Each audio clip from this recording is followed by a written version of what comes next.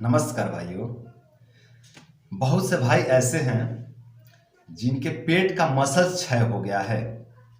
पेट अंदर से तो कमजोर हुआ ही है, अंदर से पाचन तंत्र की कमजोरी तो आया ही है, जठराग्नि की कमजोरी तो आया ही है, साथ ही साथ पेट के मसल्स भी क्षय हो गए हैं, छीड़ हो गए हैं। मतलब पेट के ऊपर की जो मांसपेशियां हैं ये बिल्कुल नष्ट हो चुकी हैं। यहाँ पे कुछ बचा ही नहीं है, पेट में बिल्कुल पकड़ ही नहीं, बिल्कुल दुर्बलता आ गया है पेट में। तो अब आप लोग कहेंगे कि ये कैसे होता है, ये पेट के मसल्स कैसे क्षय हो जाता है। तो देखिए मेरे भाइयों, बहुत ज़्यादा मास्टरपेशन कर लेने से, बहुत ज़्यादा वीर्यनाश कर लेने से पेट के मसल क्षय हो जाते हैं, या फिर ट्यूबरकुलोसिस जैसी जो बीमारियां होती हैं, यानी टीबी की जो बीमारी होती है, या इस तरह की जो भी गंभीर बीमारियां होती है, उन बीमारियों को लंबे समय तक रहने की वजह से भी पेट के मसल छीड़ हो जाते हैं। तो बहुत से भाई ऐसे हैं जिनके पेट के मसल क्षय हो गए हैं, नाभि चक्र बिगड़ गया है, और कहीं से भी जब ठीक करवाते हैं अपने नाभि चक्र को बैठाते हैं, अच्छा खासा पैसा खर्चा करते हैं, 10,000, 15,000, 20,000, 25,000, 30,000 रुपया खर्चा करके नाभि चक्र को सही करवाते हैं, और फिर से नाभि खसक जाती है। कभी कहीं भाग के, कहीं दिल्ली जाके, कभी अमृतसर जाके, कभी पंजाब जाकर के, कभी मुंबई जाकर के, कभी कहीं से जाकर के वो अपने नाभि चक्र को सही करवाते हैं, सेट करवाते हैं नाभि को। और मसल्स कमजोर होने के कारण, पेट के जो मसल्स उसके कमजोर होने के कारण नाभि टल जाती है, क्योंकि पकड़ ही नहीं है, बिल्कुल पेट में पकड़ ही नहीं, दम ही नहीं है, इसीलिए नाभि बार बार टल जाती है। तो ऐसे बहुत से भाई हमारे संपर्क में आए हैं, तो लोग पूछते हैं हमसे कि भैया कुछ उपचार बताइए हमको, हम तो बहुत परेशान हो गए हैं, बार बार नाभि को सेट करवाते हैं, गांव में भी सेट करवा लिए हैं, चिकित्सक के पास जाके भी सेट करवा लिए हैं, फिर भी ये बार बार टल जाती है, तो कुछ उपचार बताइए।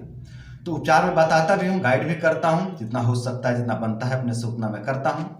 लेकिन भाइयों, फोन पर कितने लोगों को गाइड करूंगा, सबको गाइड कर पाना संभव नहीं होता, बहुत ज़्यादा परिश्रम होता है, एक एक व्यक्ति को फोन पर गाइड करना बहुत कठिन हो जाता है, बहुत ज़्यादा परिश्रम हो जाता है इसमें। तो मैं सोचा कि क्यों ना वीडियो के माध्यम से ही सभी भाइयों को गाइड कर दिया जाए। तो आज की इस वीडियो में मैं 2 आसन बताऊंगा, ये दोनों ही आसन पेट के मसल्स को मजबूत बनाने का काम करेंगे। और अगर इन आसनों का लंबे समय तक आप अभ्यास करते हैं तो आपके पेट की कमजोरी दूर हो जाएगा, पेट के मसल्स की जो कमजोरी है, जो पेट के मसल क्षय हो गए हैं, वो भी धीरे धीरे संचय हो जाएंगे, धीरे धीरे पेट के मसल्स आ जाएंगे, और पेट आपका मजबूत हो जाएगा, बाहरी रूप से भी और आंतरिक रूप से भी।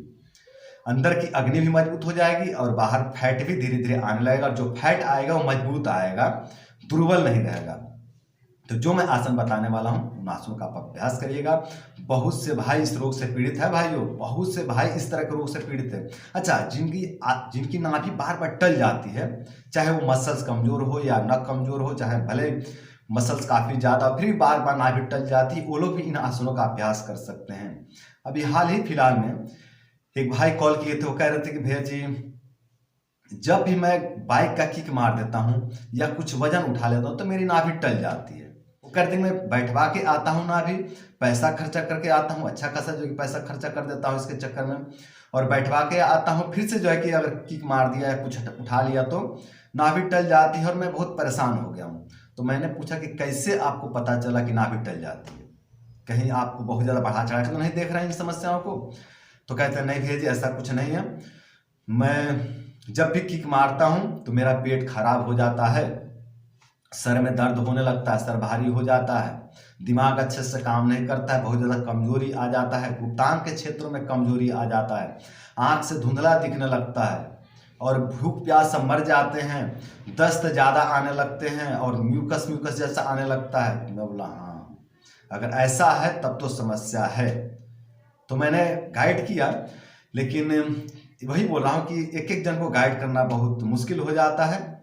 तो मैं वीडियो के माध्यम से एक ही बार में सभी भाइयों को गाइड कर देता हूँ। जिस भाई को भी नाभि की परेशानी है भाइयों, जिस भाई को भी बार बार नाभि टल जाती है, या पेट के मसल्स बहुत ज़्यादा कमजोर हो गए, शरीर बहुत ज़्यादा कमजोर हो गया, गुप्तांग कमजोर हो गया, जिन भाइयों का अधिक वीर्यनाश के कारण, या लंबे समय तक किसी बीमारी से पीड़ित रहने के कारण, या बहुत ज़्यादा चिंता के कारण, अगर पेट के मसल्स कमजोर हो गए हैं, और पेट के मसल्स के साथ साथ नीचे के मसल्स भी कमजोर हो गए हैं, नाभि से नीचे के यानी गुप्तांग के क्षेत्र के जिनके मसल्स कमजोर हो गए हैं, वो लोग भी इन आसनों का अभ्यास करें, और इन आसनों का अभ्यास करके अपनी मरे हुए नस नाड़ियों को पुनः जीवित करें भाइयों। और साथ में भाइयों ब्रह्मचर्य का भी पालन करें। ब्रह्मचर्य सबके लिए जरूरी है, सबके लिए जरूरी है भाइयों। अगर आपका शादी विवाह नहीं हुआ है तो आप ब्रह्मचर्य करिए मेरे भाई। ब्रह्मचर्य कर लेंगे तो आप गृहस्थी के लायक बन जाएंगे।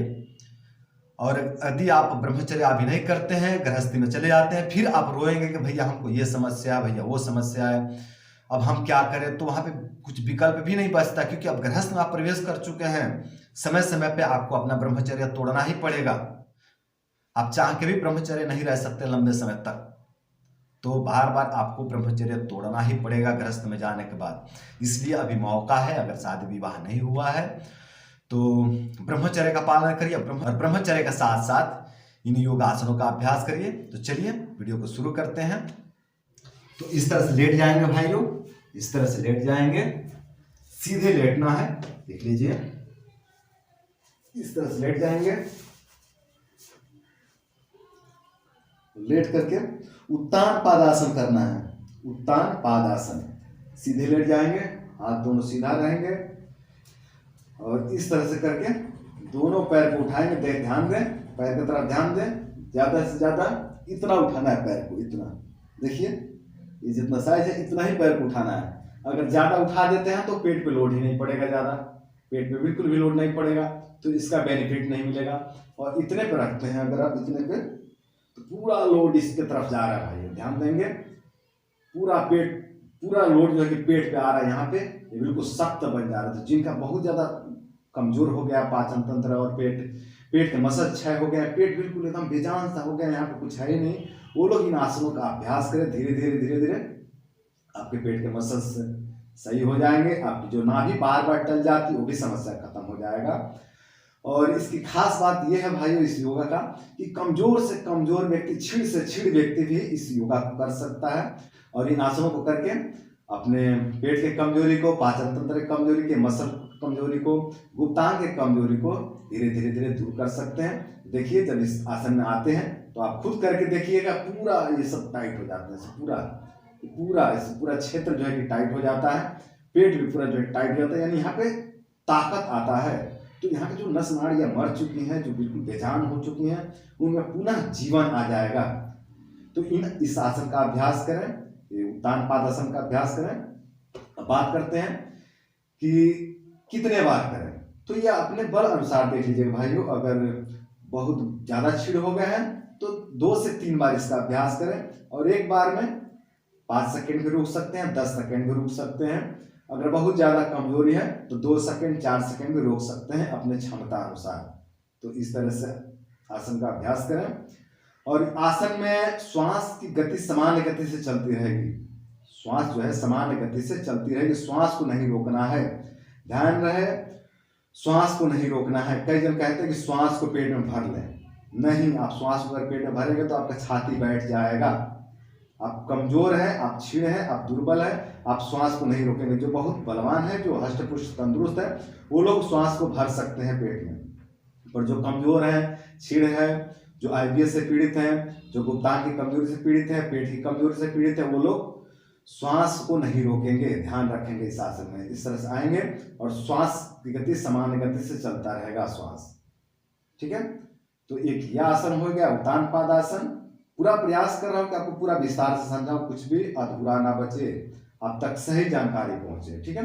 तो ये उत्तान पादासन हो गया। इसका अभ्यास 3 से 4 से 5 से 6 बार भी कर सकते हैं, अपने क्षमता अनुसार इसका अभ्यास करें। इसके बाद आ जाएंगे पेट के बल। पेट के बल आ जाएंगे इस तरह से, तकिया हटा देंगे, तकिया नहीं। और ध्यान रखेंगे उत्तान पाद आसन में आप तकिया का प्रयोग करेंगे। जिस तरह से मैंने लगाया था तकिया, उस तरह से आप भी तकिया लगाएंगे। बिना तकिया का उत्तान पाद आसन नहीं करेंगे। ये भी एक साइंस है, एक विज्ञान है, ठीक है।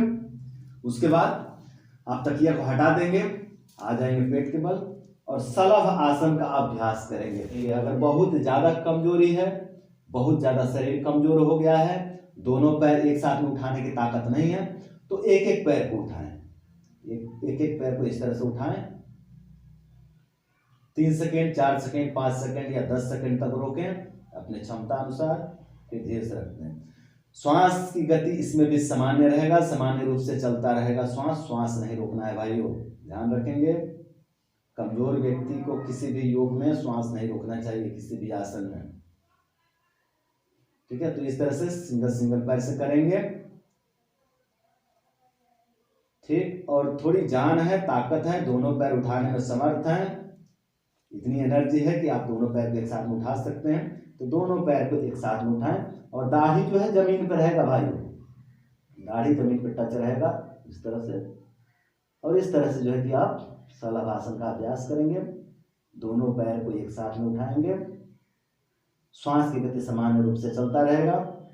अपने क्षमता अनुसार 5 सेकेंड, 8 सेकेंड, 10 सेकेंड तक भी रोक सकते हैं। धीरे से रखेंगे, पैर को पटकेंगे नहीं, और उस श्वास की गति सामान्य रूप से चलता रहेगा।